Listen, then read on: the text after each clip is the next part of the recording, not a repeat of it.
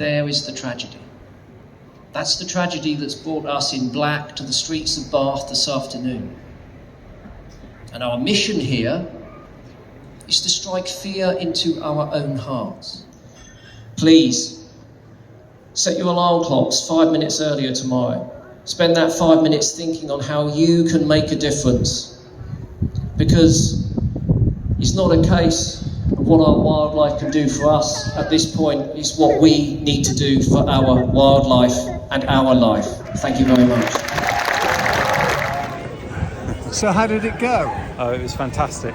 Yeah, Chris made an amazing speech, and well, thousands of people saw it. Well, what I called the Milsom Street bit. I have never seen anything like this before in my life. Yeah, it's a pretty exciting day in Bath, I think. How many people did you get to turn out in the end? I just don't know, but there were thousands of onlookers. Could this be an annual event? Who knows, maybe.